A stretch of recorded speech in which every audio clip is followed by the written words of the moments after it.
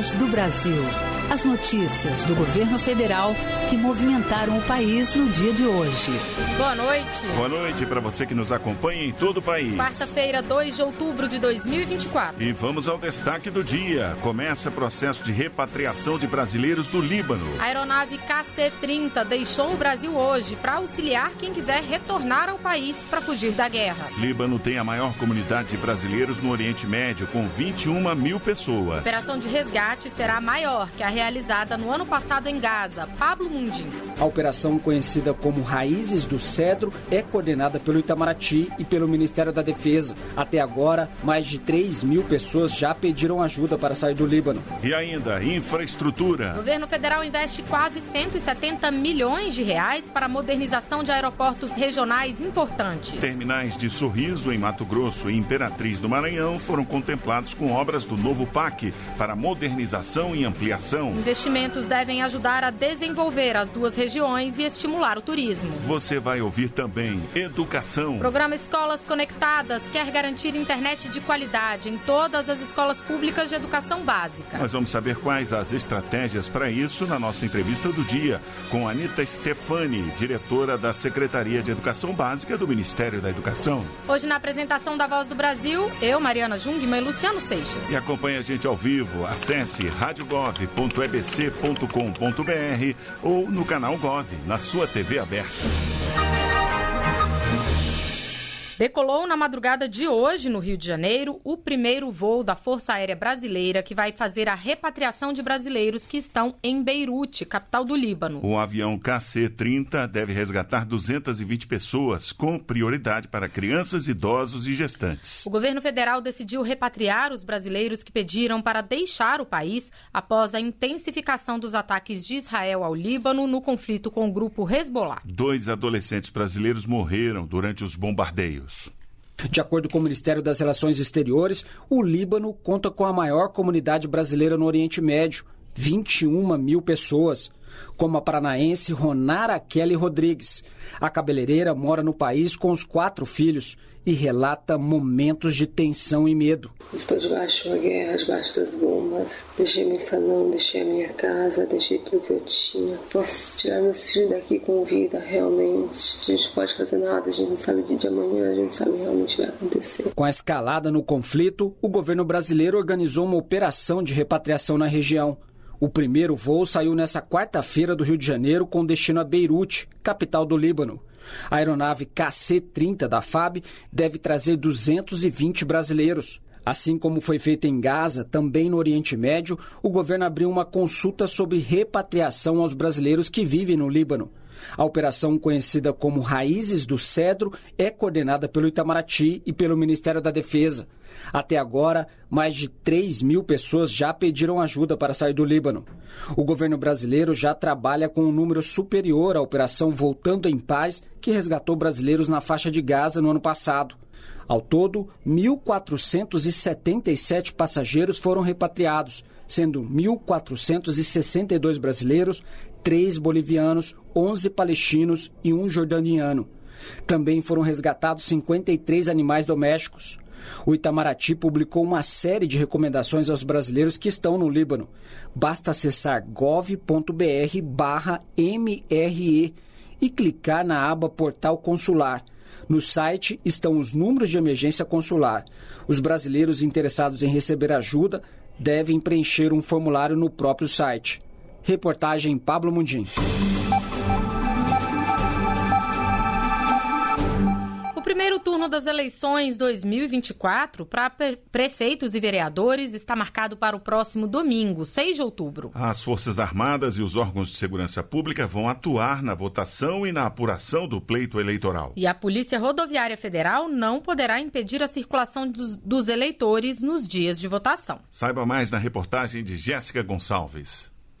Entre as medidas adotadas pelo governo federal para garantir a segurança nas eleições municipais está uma portaria assinada pelo ministro da Defesa, José Múcio, que determina o emprego das Forças Armadas em cerca de 600 localidades de 12 estados. O objetivo é ajudar tanto na logística quanto na segurança do primeiro e segundo turno, marcados para os dias 6 e 27 de outubro, o que inclui o transporte de urnas eletrônicas, materiais e pessoal da Justiça Eleitoral para áreas de difícil acesso, como comunidades rurais, indígenas e ribeirinhas. Para isso, o Ministério da Defesa vai coordenar as ações das 3 forças, Marinha, Exército e Aeronáutica, em conjunto com os órgãos de segurança pública. Já uma portaria conjunta assinada pela presidente do Tribunal Superior Eleitoral, ministra Carmen Lúcia, e pelo ministro da Justiça e Segurança Pública, Ricardo Lewandowski, determina que a atuação da Polícia Rodoviária Federal, a PRF, não pode impedir a circulação dos eleitores nos dias de votação. Também não será permitido fazer bloqueios de veículos por motivos administrativos ou para verificar pendências de documentação, como explica o diretor-geral da PRF, Fernando Oliveira. Pode fiscalizar quando você tiver, principalmente, infrações à vista. Então a fiscalização pode ser feita. O que a gente não vai fazer é a retenção do veículo. É garantir ao cidadão eleitor que ele tenha certeza de que ele pode deslocar com tranquilidade, que ele vai estar seguro para poder fazer os deslocamentos necessários para que ele exerça o direito sagrado do voto. Ainda segundo a portaria do Tribunal Superior Eleitoral e do Ministério da Justiça e Segurança Pública, o eleitor também não poderá ser preso ou detido, salvo em flagrante delito ou após sentença criminal condenatória por crime inafiançável. E se for necessário bloquear alguma rodovia federal, fora das situações de flagrante desrespeito às regras de trânsito ou prática de crime, a PRF deve avisar o Tribunal Regional Eleitoral com antecedência, explicando o motivo do bloqueio e indicando rotas alternativas para garantir a livre circulação das pessoas. Reportagem Jéssica Gonçalves. Garantir o acesso de milhares de crianças e jovens à internet como ferramenta pedagógica dentro das escolas. Ampliando a cidadania digital e reduzindo as desigualdades. Esse é o objetivo da estratégia Escolas Conectadas do governo federal, que está completando 1 ano. E quem traz um balanço das ações já realizadas é a diretora de apoio à gestão da Secretaria de Educação Básica do Ministério da Educação, Anita Stefani, que está ao vivo conosco no estúdio. Boa noite, diretora, bem-vinda. Boa noite, obrigada pelo convite. Diretora, explica pra gente por que a estratégia Escolas Conectadas foi pensada e quais são os eixos principais. Ótimo. A estratégia ela foi lançada há 1 ano pelo presidente Lula. Já existiam várias iniciativas de conectividade de escolas, né? Em 2017, a gente já tinha um decreto que falava sobre educação conectada, a gente já tinha algumas políticas, mas todas desarticuladas. A lógica de criar uma estratégia nacional foi de coordenar esses esforços, diversos atores, então, além do Ministério da Educação, Ministério das Comunicações, Ministério da Ciência e Tecnologia, Ministério de Minas e Energia, para garantir que todas as escolas do Brasil, 100%, cerca de 137 mil escolas, tenham acesso à internet de qualidade para fins pedagógicos. Então, garantindo não só a infraestrutura necessária, né? Então, o esforço de levar a infraestrutura de telecomunicações para regiões que hoje não existem e com qualidade, numa velocidade adequada para o uso pedagógico. Agora, nesse 1 ano de existência, então, qual é o balanço? O que mudou? Quantos alunos passaram a ter acesso à internet? Ótimo. Acho que um primeiro destaque que vale a pena reconhecer que foi de 50% das escolas do Brasil, elas já tinham velocidade adequada, a gente passou em 1 ano para 59%. Lembrando que aquelas que já estavam com velocidade adequada eram as mais fáceis, né? Eram aquelas em regiões urbanas, em regiões do Sudeste, Sul. A gente focou bastante nesse primeiro ano na expansão daquela região do Norte, Nordeste, que tinha mais dificuldade de infraestrutura mesmo, né? Então, só esse ano, por exemplo, 507 escolas que não tinham acesso nem à fibra ótica na região, a gente conseguiu levar a internet para dentro da escola e não só até a porta da escola, né? Não só até a sala do diretor, que muitas vezes a escola está conectada, mas para uso administrativo. E, na verdade, o que a gente quer é que seja um uso pedagógico, né? Que os professores possam ensinar tecnologia utilizando a internet com os alunos. E aí a gente conseguiu conectar 507 escolas, disso já já levando a internet para dentro dos espaços pedagógicos da escola. E quanto já foi investido até agora para conectar as escolas e em que ações? A estratégia, né, quando a gente lançou no final do ano passado, ela envolve cerca de 6 bilhões de reais ao longo dos anos até 2026. Ela faz parte, inclusive, esse investimento do PAC, né, do Programa de Aceleração do Crescimento, porque é um investimento de infraestrutura, né? A gente está falando, às vezes, de fazer obras, né, de engenharia para conseguir levar a internet em lugares remotos. Então, para isso, são várias fontes de recursos. A gente tem recursos do FUST, do Fundo de Universalização dos Serviços de Telecomunicações. A gente tem recursos que vieram do edital do 5G, que também tem uma contrapartida, né, para a conectividade de escolas, além de recursos orçamentários do Ministério da Educação, do Ministério de Ciência e Tecnologia, enfim. Então, são diversos atores e fontes diferentes, todos coordenados pelo Ministério da Educação, para garantir que todas as escolas sejam conectadas. A previsão de 6 bilhões até 2026, a gente hoje já tem, até o final desse ano, alocado cerca de 3 bilhões, metade. O que significa essa alocação, né? Como são fontes diferentes, tem algumas estratégias que você lança um edital para chamamento para empresas, né, as concessionárias, as operadoras de telecomunicações do Brasil, conectarem. Então, a gente abre um edital, elas mandam propostas, isso é analisado, enfim. E aí, já uma parte desse recurso já está garantido. E outras são conectividade que nós mesmos repassamos os recursos para as secretarias estaduais e municipais, para as próprias escolas também. A gente tem um programa Dinheiro Direto na Escola, que uma parte do recurso vai para a escola que já tem a internet, então, para ela manter a internet. E tudo isso depende também da execução dos próprios entes, né? Então, no geral, a gente tem já 3 bilhões até agora alocados, né? Ou seja, garantidos, carimbados para uso, e que ao longo dos próximos meses vão ser executados em políticas mesmo, nos serviços de conectividade.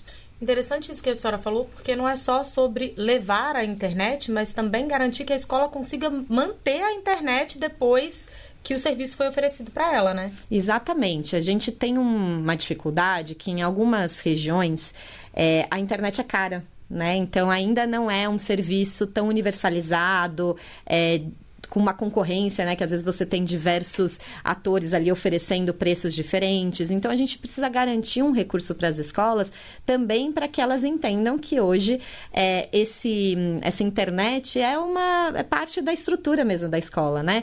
Na vida de todos nós, a gente não consegue mais viver, né, sem a tecnologia, sem a internet. Então, a gente precisa garantir que esteja à disposição da escola para que os professores, a gestão escolar, possa utilizar essa tecnologia de acordo com o projeto político-pedagógico, né? Então, sempre como uma ferramenta aliada ao professor no processo de ensino e aprendizagem. Tanto o governo com o PAC, né, e esse investimento bilionário, a gente está fazendo um esforço do investimento inicial, né? Aquela fronteira que, às vezes, uma secretaria estadual, às vezes mesmo uma prefeitura não consegue fazer sozinho. Então, o governo faz esse investimento inicial, mas depois a manutenção ao longo dos anos passa a ser de responsabilidade de cada ente. Agora, diretora, a estratégia também prevê a formação dos profissionais que atuam nas escolas, né? O que foi feito nesse sentido até agora? Isso é muito importante, né? Quando a gente fala de Estratégia Nacional de Escolas Conectadas, uma boa parte está em infraestrutura, porque é o dinheiro mais caro, né? É o que mais custa para levar a obra, a infraestrutura. Então, um eixo é a conectividade. A gente tem outro eixo que são os dispositivos.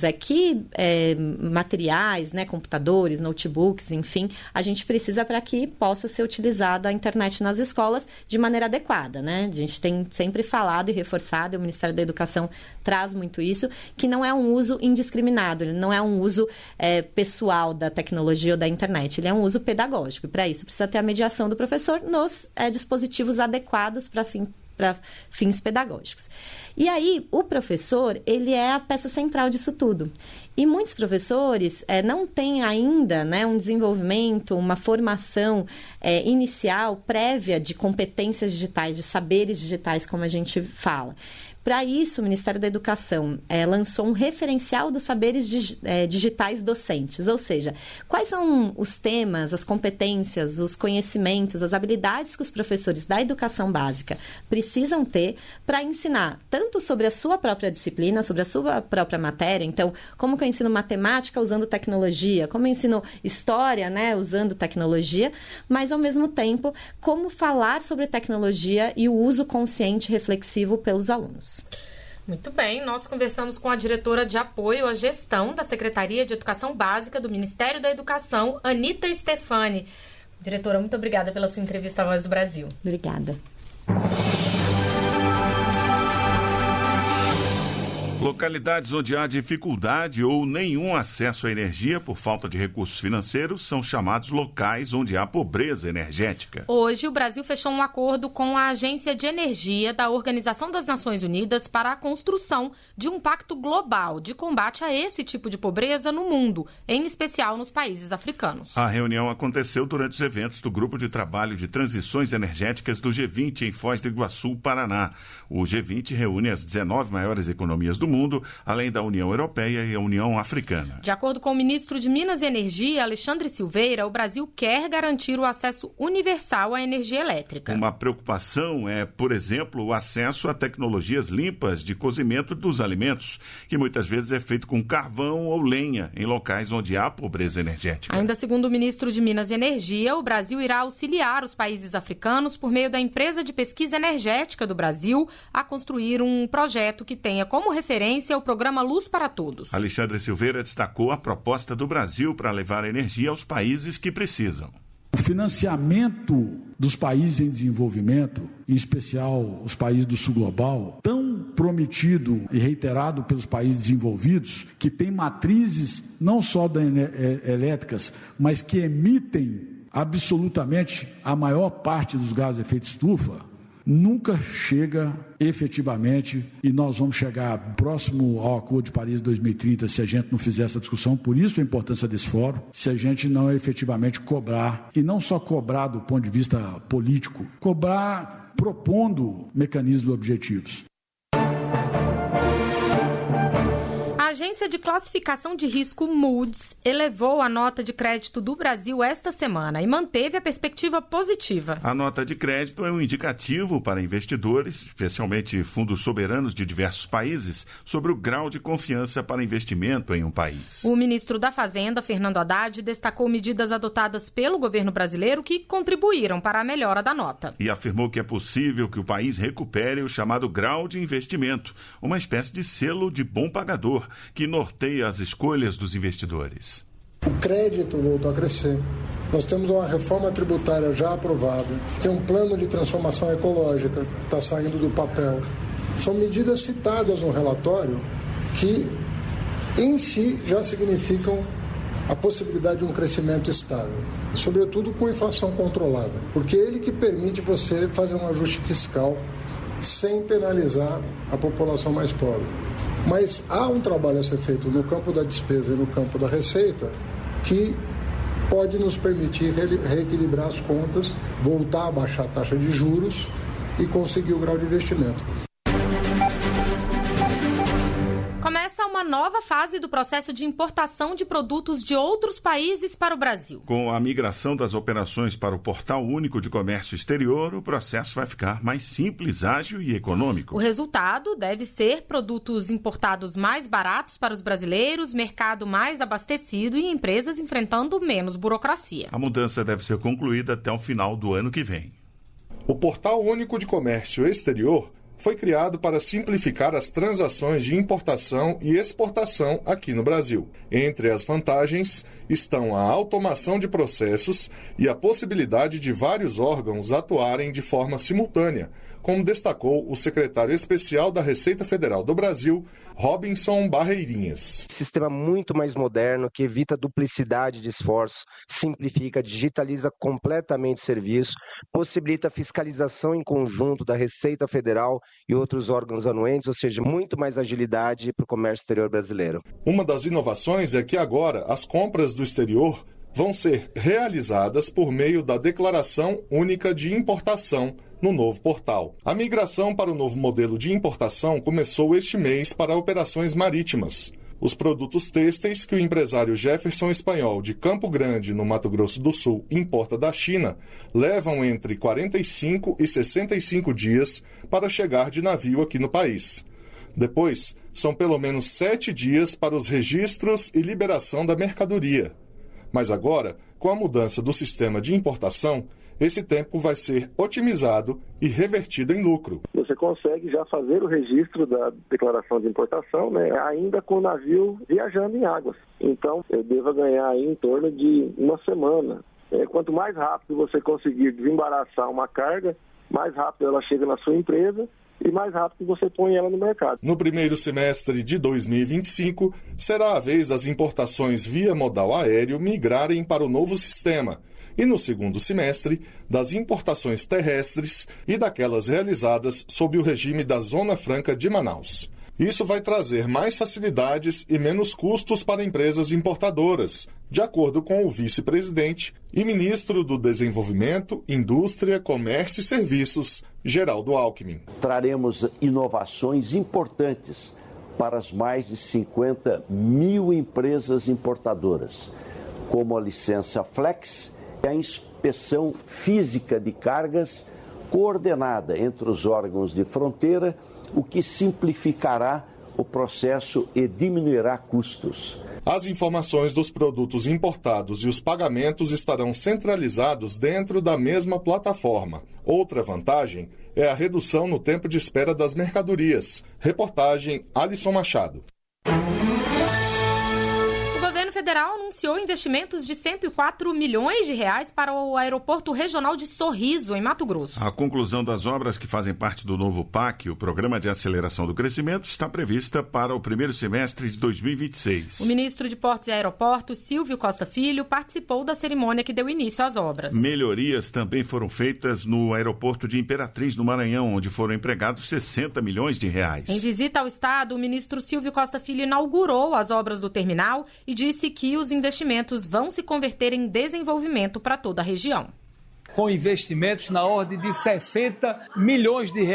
Eu não tenho dúvida que vão ampliar cada vez mais a capacidade do aeroporto, vai melhorar a infraestrutura aeroportuária para fazer com que a população venha para a Imperatriz, sobretudo com mais conforto. Isso ajuda no desenvolvimento, no crescimento da cidade de toda a região e vai fazendo com que cada vez mais o estado cresça, se desenvolva e possa, sobretudo, gerar emprego e renda.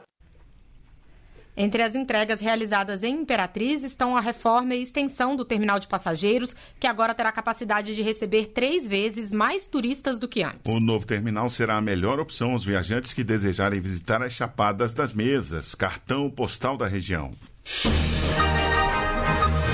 Alguns tipos de turistas precisam muitas vezes de um olhar especial por parte dos profissionais que trabalham nesse segmento. A cartilha Dicas para Atender Bem Turistas Idosos do Ministério do Turismo reúne orientações úteis para atrair os viajantes, principalmente durante a baixa temporada, quando há menos fluxos nos atrativos turísticos. O guia aponta a relevância de itens de segurança, a exemplo de pisos antiderrapantes e da existência de corrimões em escadas. Quanto a meios de transporte, a cartilha lembra que a legislação brasileira assegura assentos preferenciais, meios de acesso devidamente sinalizados e espaços específicos de atendimento em terminais, estações e pontos de parada de veículos. A cartilha está disponível no endereço gov.br/turismo. A Voz do Brasil completa 90 anos. A Rede Brasileira de Radiodifusão, a Voz do Brasil. Participe das comemorações.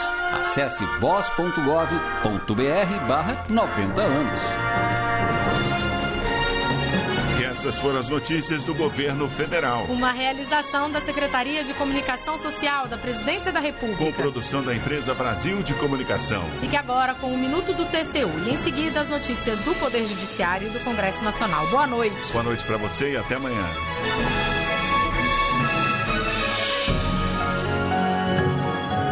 A Voz do Brasil. Governo Federal. Minuto do TCU. O Tribunal de Contas da União fez auditoria para avaliar os controles internos do INSS, Instituto Nacional do Seguro Social, para concessão de aposentadoria. A fiscalização analisou o desempenho, a implementação e a efetividade do Fundo do Regime Geral de Previdência Social referentes às contas de 2021. O TCU identificou fragilidades como falta de linguagem simples para que o cidadão compreenda o que é solicitado por meio do Meu INSS. O portal da internet é o principal canal para pedidos de aposentadoria. Para o tribunal, essa é uma das principais causas de erros de preenchimento por parte dos usuários e compromete a usabilidade do sistema. A auditoria também encontrou falhas na integração dos sistemas de análise automática. Saiba mais em tcu.gov.br. TCU, fiscalização a serviço da sociedade.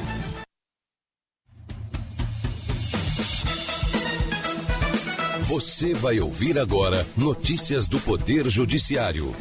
A aproximação com a sociedade marca primeiro ano da gestão do ministro Barroso no STF. STJ define que não cabe acordo de não persecução penal em casos de homofobia. Justiça Eleitoral determina medidas para proteger candidata à prefeitura de município no Amazonas. Boa noite, eu sou Ariana Fonseca. E eu sou Walter Lima. Por maioria, plenário do Supremo Tribunal Federal decide que tribunal de segunda instância pode determinar a realização de novo júri em caso de absolvição por clemência. Os ministros, no entanto, ainda não definiram a tese de julgamento. Neto Costa.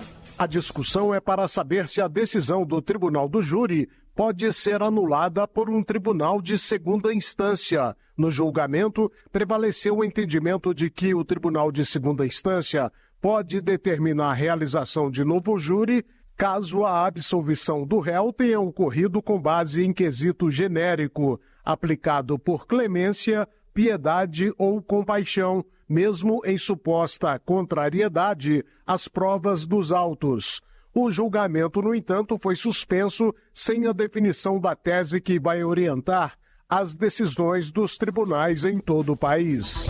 O ministro Luiz Roberto Barroso fez um balanço no início da sessão plenária desta quarta-feira sobre o primeiro ano de gestão como presidente do STF e do Conselho Nacional de Justiça. Na presidência da Corte, o ministro tem intensificado a interação entre judiciário e sociedade.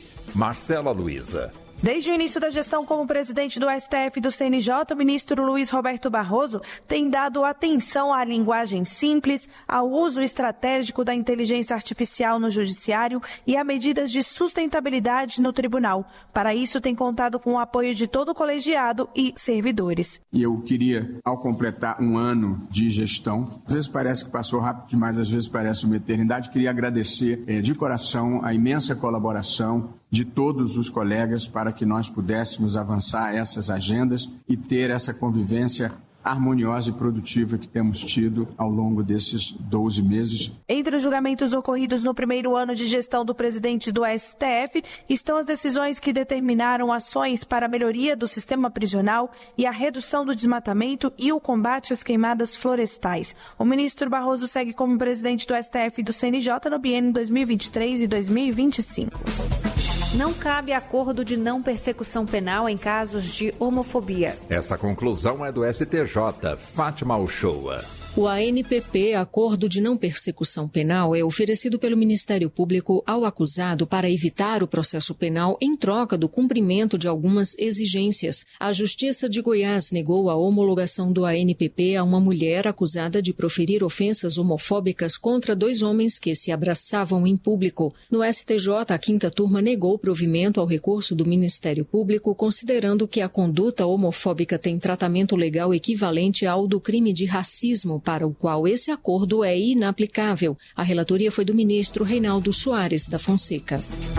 Viúva de motorista que morreu de Covid-19 será indenizada. A decisão é da 3ª turma do TST, Larice de Paula. O motorista de ônibus que transportava pacientes à UPA durante a pandemia morreu de Covid-19. A viúva do trabalhador acionou a Justiça Trabalhista para pedir indenização. A empresa foi condenada a pagar R$50 mil de reparação e pensão mensal. A empregadora recorreu ao TST, mas a terceira turma manteve a decisão, já que o motorista tinha comorbidades e estava exposto ao risco de contaminação. Justiça Eleitoral determina medidas para proteger candidata à prefeitura de Eirunepé, no Amazonas. Os suspeitos não devem permanecer a 100 metros de distância da candidata. Júlia Costa.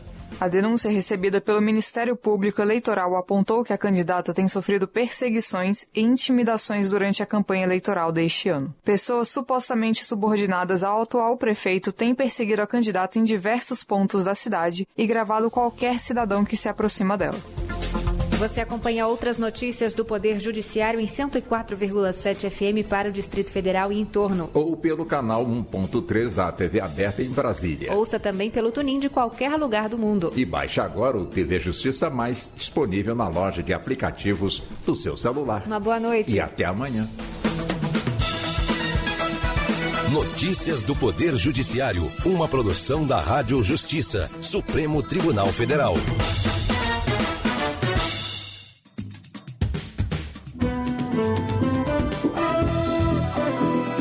Está no ar o Jornal do Senado.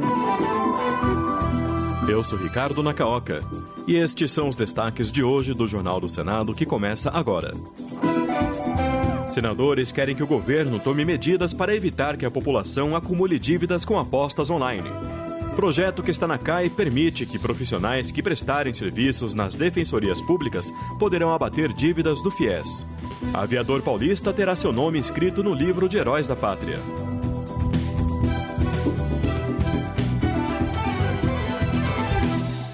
Boa noite. Senadores voltaram a cobrar do governo federal medidas mais imediatas para conter o endividamento com as apostas online. Por outro lado, o Ministério da Fazenda recomendou que apostadores peçam créditos de sites irregulares, que serão banidos no dia 10 de outubro. Repórter Érica Christian. Segundo o Ministério da Fazenda, apenas 89 empresas de apostas online pediram para funcionar no país. Juntas, elas administram 193 marcas. Para conter o avanço das bets, o governo quer limitar os meios de pagamentos, como proibir o uso do cartão de crédito e de benefícios sociais, além de restringir a propaganda dos jogos online e apostas.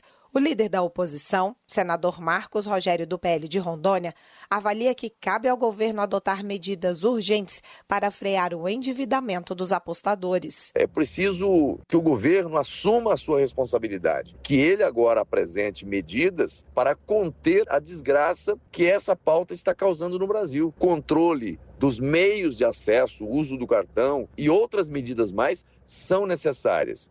É preciso medidas concretas para estancar o mal que os jogos estão fazendo às famílias brasileiras. O senador Humberto Costa, do PT de Pernambuco, avalia que as restrições de pagamento devem valer para todos os tipos de apostadores, independentemente da condição financeira, e reforçou preocupação com o aumento do endividamento e da inadimplência das famílias com as apostas. Considero que foi um grande equívoco esse tipo de regulamentação que o Brasil fez desses jogos de azar, mas principalmente essa questão das bets, que tem influenciado fortemente na economia, no orçamento das pessoas, em particular as mais humildes. Os apostadores de sites irregulares já podem pedir a devolução do crédito. O prazo termina no dia 10 de outubro. A lista das empresas de apostas autorizadas está no site do Ministério da Fazenda. Um aviso. Ao contrário das eleições presidenciais, o voto em trânsito não é permitido nas disputas deste domingo para prefeitos e vereadores, mas o eleitor fora do domicílio eleitoral poderá justificar a ausência usando o aplicativo do e-Título neste domingo. Quem estiver em trânsito nos dias de votação vai precisar justificar a ausência. O aplicativo e-Título estará disponível no horário da votação neste domingo usando o georreferenciamento do aparelho celular. O eleitor terá até 60 dias contados a partir de cada turno para regularizar a situação por meio de um formulário no site do Tribunal Superior Eleitoral. Advogados, bacharéis em direito e profissionais que prestarem serviços nas defensorias públicas poderão abater dívidas do FIES. Já aprovado pela Comissão de Constituição e Justiça, o projeto está pronto para ser votado na Comissão de Assuntos Econômicos. Repórter Bruno Lourenço. A proposta do senador Cleitinho, do Republicanos de Minas Gerais, que está pronta para ser votada na Comissão de Assuntos Econômicos, permitia originalmente que advogados reduzissem o saldo devedor do FIES através de serviços prestados nas defensorias públicas. O relator e colega de partido, Messias de Jesus, do estado de Roraima, ampliou o benefício para outros profissionais. Advogados, bacharéis em direito e profissionais de outras especialidades que prestem efetivo serviço nas defensorias públicas. Messias de Jesus acatou ainda a sugestão do senador Carlos Portinho, do PL do Rio de Janeiro, para não limitar a 2017 os financiamentos estudantis alcançados pela medida. O senador Zequinha Marinho, do Podemos paraense, fez um apelo para a aprovação integral de um projeto apresentado por ele que cria o Pronaf Marajó. Zequinha explicou que o arquipélago do Marajó abriga atualmente quase 600 mil habitantes e apresenta o pior índice de desenvolvimento humano do país.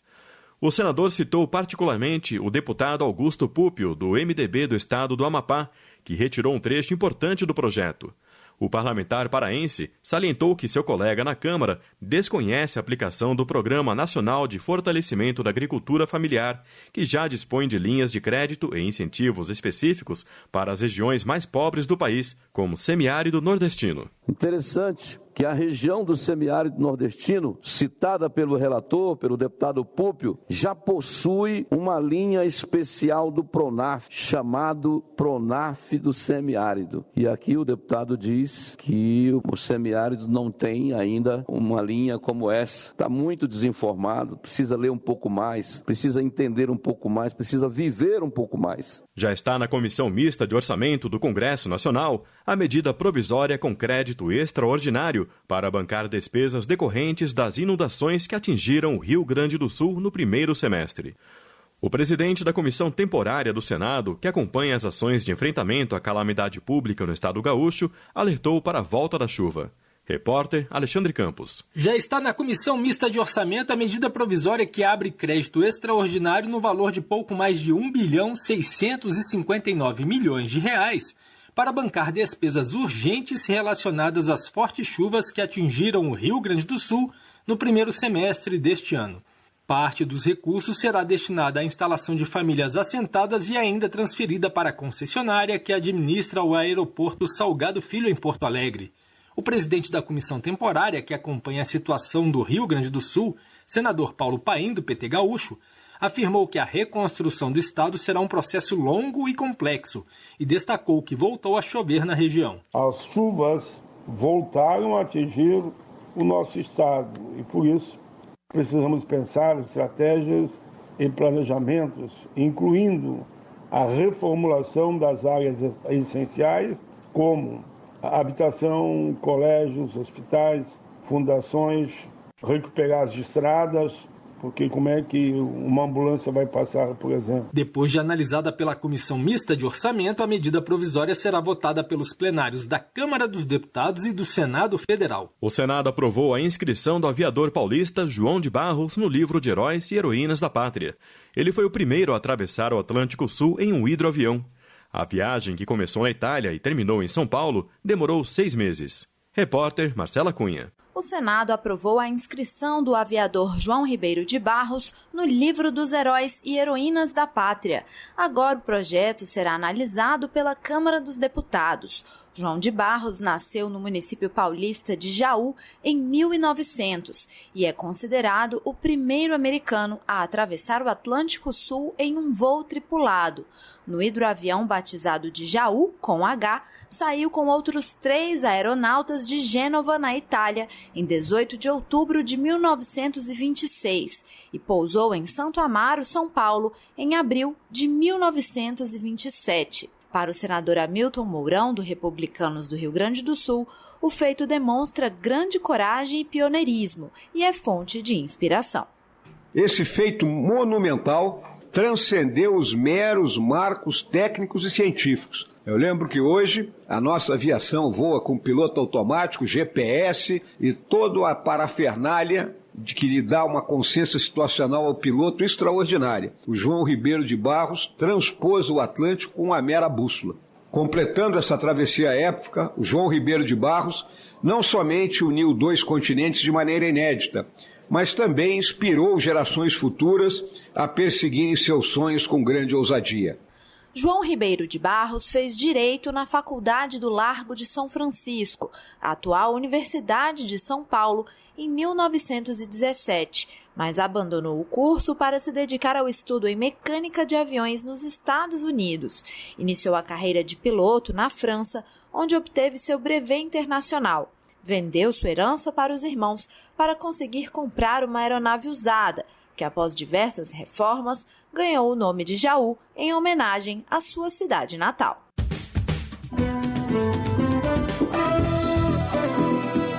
Com trabalhos técnicos de João Lira, o Jornal do Senado fica por aqui. Acompanhe agora as notícias da Câmara dos Deputados. Boa noite e até amanhã.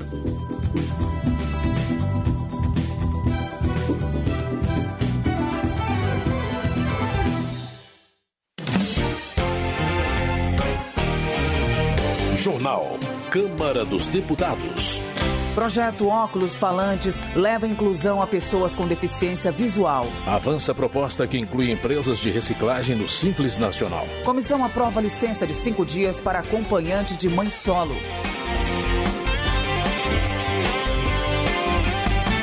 Boa noite. Uma proposta em análise na Câmara concede 5 dias de licença para quem acompanhar as mães solo após o nascimento do bebê. Sabe os detalhes com o repórter João Gabriel Freitas. A Comissão de Previdência, Assistência Social, Infância, Adolescência e Família da Câmara dos Deputados aprovou a concessão de uma licença de 5 dias para acompanhantes de mãe solo. Pelo texto, o período deve ser concedido nos momentos de nascimento, adoção ou guarda da criança. Um estudo de 2022 feito pela FGV, a Fundação Getúlio Vargas, mostra que mais de 11 milhões de brasileiras assumem sozinhas todas as responsabilidades na criação dos filhos. O projeto inclui o direito aos 5 dias na CLT, a consolidação das leis do trabalho. Segundo a proposta, a licença será concedida apenas à pessoa empregada que for escolhida pela mãe como acompanhante, caso o nome do pai da criança não tenha sido declarado. A relatora na comissão, deputada Laura Carneiro, do PSD do Rio de Janeiro, defendeu que a medida protege as mães que ficam desamparadas em situações que exigem apoio familiar. A parlamentar frisou que os 5 dias de dispensa para o acompanhante equipara essa pessoa aos pais que têm o mesmo direito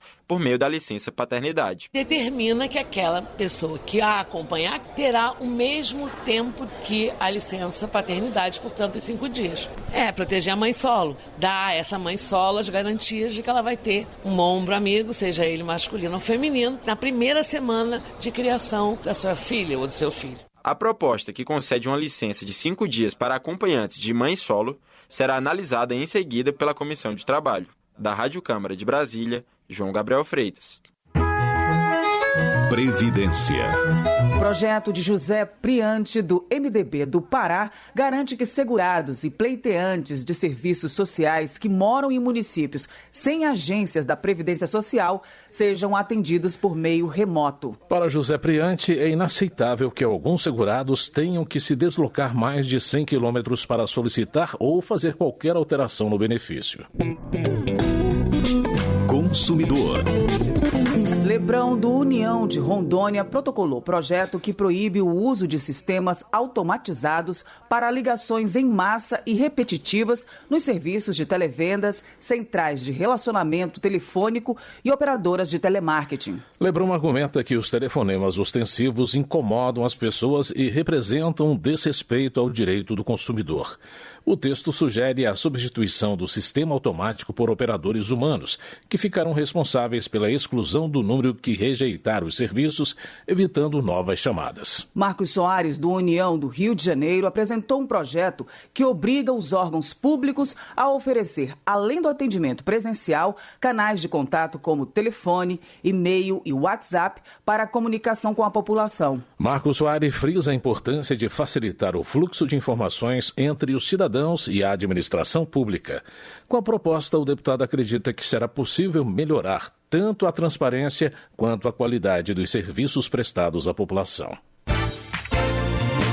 Proposta aprovada por comissão da Câmara obriga a verificação de idade em compra feita por autoatendimento. A repórter Maria Neves traz mais detalhes sobre o texto. Aprovado na comissão que trata de infância, adolescência e família, projeto do deputado Bacelar do PV baiano exige a identificação da idade na compra de produtos com venda proibida para crianças e adolescentes em lojas com autoatendimento. Inicialmente, o texto previa a verificação de idade apenas na venda de bebidas alcoólicas, mas a relatora, a deputada Rogéria Santos, do Republicanos da Bahia, estendeu a exigência para todos os produtos vedados a menores, como cigarros, fogos de artifício e arma de pressão. Na opinião da relatora, a medida vai aumentar a proteção de crianças e adolescentes. Quando a gente traz a questão dos postos de autoatendimento hoje, quando a gente verifica isso em lojas de conveniência, em supermercados, em postos de gasolina,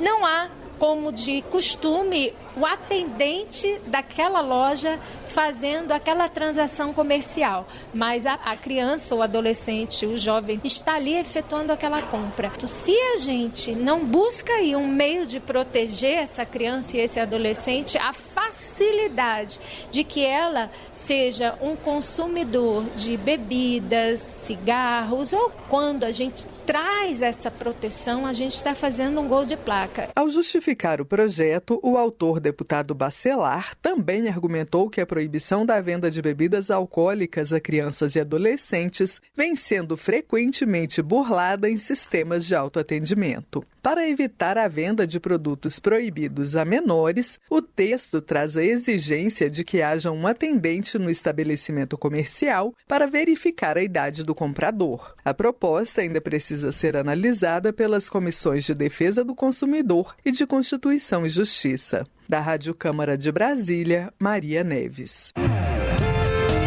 Economia. Projeto apresentado por Tiago Flores, do Republicanos de Rondônia, visa incentivar doações para entidades sem fins lucrativos que oferecem serviços de habilitação e reabilitação para pessoas com deficiência. A proposta de Tiago Flores prevê deduções no imposto de renda devido para captar mais recursos a serem investidos em ações de capacitação das pessoas com deficiência para o desenvolvimento de atividades laborativas, observando as aptidões, interesses e experiências. Josimar Maranhãozinho, do PL do Maranhão, apresentou projeto que cria linha especial de crédito rural para atender os pescadores artesanais de baixa renda.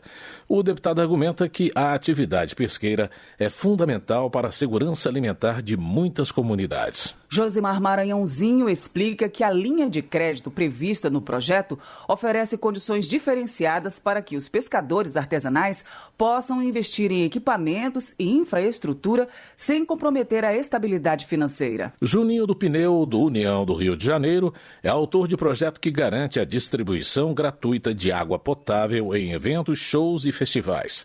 A proposta obriga as empresas organizadoras a fornecerem água por meio de ilhas de hidratação de fácil acesso e sem custos adicionais. Juninho do Pneu também inseriu no projeto que as empresas organizadoras dos eventos deverão evitar abusos e monitorar os preços da água mineral vendida. Ele sustenta que a medida visa, portanto, assegurar que a saúde dos participantes seja preservada e que haja mecanismos para impedir excessos econômicos. Avança na Câmara o projeto que permite a inclusão das empresas de reciclagem no regime tributário do Simples Nacional. A repórter Silvia Munhato traz mais informações sobre o texto. A Comissão de Indústria, Comércio e Serviços da Câmara aprovou proposta que inclui empresas de reciclagem no Simples Nacional, regime tributário que permite o recolhimento de vários impostos federais, estaduais e municipais em uma única guia, com alíquotas reduzidas. O texto passa a definir como microempresas ou empresas de pequeno porte as entidades privadas de tratamento de resíduos sólidos, de serviços de reciclagem ou de atividades relacionadas. Relator na comissão, o deputado Luiz Gastão, do PSD do Ceará, disse que a medida também garante que a atividade fique fora do novo sistema da reforma tributária. como o Simples vai ser mantido na reforma tributária, eles já estando no regimento do Simples, eles poderão continuar, mesmo com a reforma tributária, tendo o benefício de serem empresas cadastradas no Simples com o diferencial de pagamento de imposto, propiciando com que nós possamos ter mais pessoas trabalhando com isso, uma renda melhor para eles e principalmente uma sociedade mais limpa e com produtos também reciclados. O projeto, que inclui as empresas de reciclagem no Simples, ainda será analisado pelas comissões de Finanças e Tributação e de Constituição e Justiça. Da Rádio Câmara de Brasília, Silvia Minhato. Segurança Pública.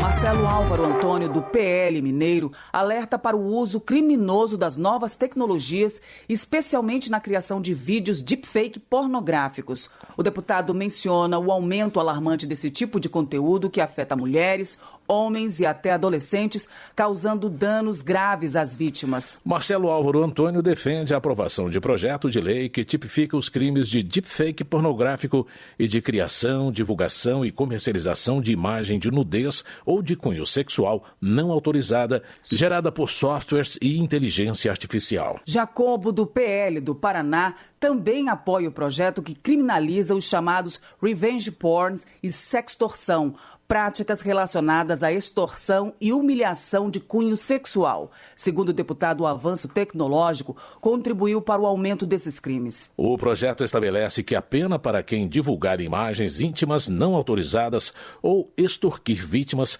será de reclusão de 4 a 10 anos e multa. Jacobo espera que a medida crie um ambiente de mais respeito e segurança digital para todos. Tramita na Câmara um projeto de autoria do deputado Lula da Fonte, do PP de Pernambuco, que aumenta as penas para crimes de estelionato, apropriação indevida, coação e outros delitos cometidos contra idosos. A ideia é que essas infrações deixem de ser tratadas como de menor potencial ofensivo. Para Lula da Fonte, dado o envelhecimento crescente da população brasileira, cabe ao Estado assegurar uma legislação mais eficaz e uma ação mais contundente para proteger os idosos, garantindo a eles o direito à segurança e à dignidade. Direitos Humanos. As emissoras de televisão podem ser obrigadas a disponibilizar conteúdo com intérpretes de Libras se o projeto de Hercílio Coelho Diniz, do MDB Mineiro, for aprovado. O texto visa assegurar o acesso igualitário à informação e ao entretenimento para pessoas surdas ou com deficiência auditiva. Hercílio Coelho Diniz destaca que a comunicação é um direito que deve ser assegurado a todos. No entanto, ele observa que a acessibilidade aos meios de comunicação de massa, especialmente à televisão, ainda enfrenta obstáculos, o que acaba excluindo uma parcela da sociedade. Trabalho. Os deputados aprovaram a regulamentação da profissão de arte-terapeuta. O texto agora será analisado pelo Senado, como informa a repórter Paula Moraes. A Comissão de Constituição e Justiça da Câmara aprovou uma proposta que regulamenta a profissão de arte-terapeuta. Conforme o texto aprovado, o arte-terapeuta é o profissional que se utiliza dos recursos expressivos de artes visuais, música, dança, canto, teatro e literatura como elementos capazes de favorecer o processo terapêutico das pessoas, buscando o autoconhecimento, a autoexpressão, o desenvolvimento humano, a criatividade, a prevenção e a reabilitação de doenças mentais e psicossomáticas. Para exercer a profissão, é necessário ter diploma de graduação em arte-terapia, ter nível superior completo e curso de formação ou pós-graduação em arte-terapia, ou ainda comprovar até o início da vigência da lei pelo menos 4 anos de exercício de atividades próprias do arte-terapeuta. Um regulamento posterior deverá estabelecer o órgão responsável pela fiscalização da atividade. Desrespeitar as regras previstas configurará exercício ilegal de profissão. Competirá ao arte-terapeuta, entre outros, avaliar, planejar e executar o atendimento arte-terapêutico por meio da aplicação de procedimentos específicos da arte-terapia, exercer atividades técnico-científicas por meio da realização de pesquisas, de trabalhos específicos e de organização e participação em eventos científicos e coordenar e dirigir cursos de graduação em arte-terapia. Na discussão da proposta na comissão, a deputada Érica Cocai, do PT do Distrito Federal, opinou que os arteterapeutas deveriam atuar em mais áreas. Os arteterapeutas vão puxando os fios de muita existência, de muita potencialidade, de muita vida, e a partir daí constrói uma realidade diferente para muitas pessoas. Nós precisamos de mais arteterapeutas em todos os cantos. Eu diria que nós precisamos na saúde, mas nós precisamos na educação, nós precisamos em muitos espaços para que nós possamos fazer valer as potencialidades humanas. A deputada Bia Kicis, do PL do Distrito Federal, também comentou a aprovação. A arteterapia, ela vem em ótimo momento, né? Sempre auxiliando, ajudando principalmente na prevenção de muitas doenças e ajudando também na recuperação. Então, é realmente algo que merece reconhecimento. A proposta que regulamenta a profissão de arteterapeuta segue agora para análise do Senado. Da Rádio Câmara de Brasília, Paula Moraes. Política. João Maia, do PP do Rio Grande do Norte, defende a instalação da Frente Parlamentar em Defesa da Liberdade de Expressão. O deputado avalia que, atualmente, há tentativas de silenciar parlamentares eleitos, o que, segundo ele, compromete os trabalhos realizados no âmbito do Congresso Nacional. João Maia ressalta que a liberdade de expressão é, em sua essência, um direito garantido por lei que permite ao cidadão manifestar seus pensamentos, emitir opiniões, acessar e compartilhar ideias, bem como exercer livremente suas atividades intelectuais, artísticas, científicas e comunicativas, sem interferências ou represálias por parte do governo. Júnior Lourenço, do PL do Maranhão, também apoia a criação da Frente Parlamentar Conservadora em Defesa da Liberdade, cujos objetivos são propagar o pensamento conservador e defender as liberdades individuais. Júnior Lourenço concorda com o entendimento de que trabalhar para disseminar uma visão de mundo pautada na manutenção da ordem e da tradição e na defesa do livre mercado e das liberdades individuais colabora com a pluralidade política e com a ampla representação democrática. Educação. Os deputados analisam proposta que busca facilitar a leitura de cegos por meio dos óculos falantes. Quem explica é o repórter José Carlos Oliveira. Com textos diferentes, duas comissões da Câmara dos Deputados aprovaram o projeto de lei que facilita a leitura das pessoas com deficiência visual por meio da utilização dos chamados óculos falantes nas escolas e bibliotecas públicas. Trata-se de pequeno dispositivo eletrônico com sensor óptico que captura imagens e textos, convertendo as informações instantaneamente em áudio. Também conhecido como Orcan, esse dispositivo fica conectado à armação de óculos e tem um pequeno alto-falante das proximidades do ouvido. A ideia de difundi-lo nos espaços públicos de ensino e de leitura partiu do deputado José Nelto, do PP de Goiás, que comemorou a aprovação da proposta na Comissão de Educação. É grande vitória para todos deficientes visual no Brasil, principalmente aquele aluno da escola pública, para que ele possa fazer a leitura dos livros e também para que ele tenha plena cidadania, independência. E essa tecnologia nova veio para melhorar a vida do cidadão. O projeto já havia sido aprovado na Comissão de Defesa dos Direitos das Pessoas com Deficiência com um texto bem mais abrangente, obrigando o poder público a instituir o programa Óculos Falantes nas escolas e bibliotecas públicas de todo o país. Já a Comissão de Educação argumentou que essa obrigação interferia na competência de estados e municípios e, por isso, optou por alterar a Lei Brasileira de Inclusão a fim de recomendar que o poder público estimule e apoie a disponibilização dos óculos falantes. Atualmente, o Brasil tem cerca de 6,5 milhões de pessoas com deficiência visual.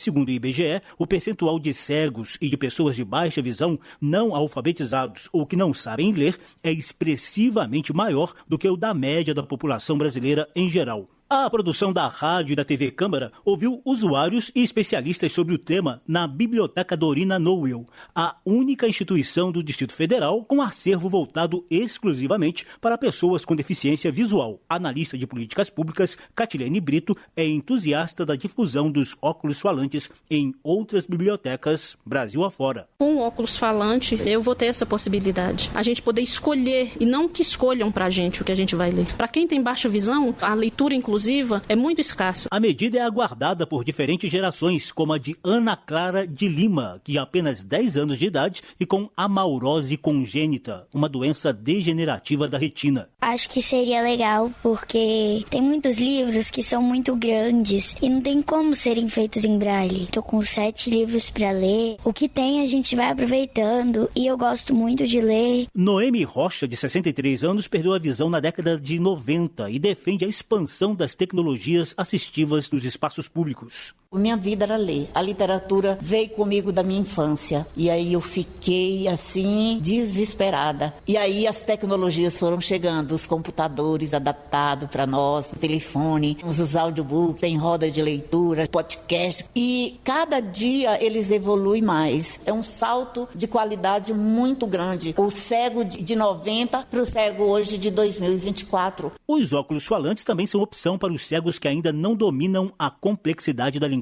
em braille. Uma simples publicação como Harry Potter, por exemplo, tem que ser dividida em 21 partes na edição em braille. Por isso, usuários e servidores da Biblioteca Dorina Nowell avaliam que novas tecnologias ajudam a ampliar o acervo e o acesso dos cegos à leitura.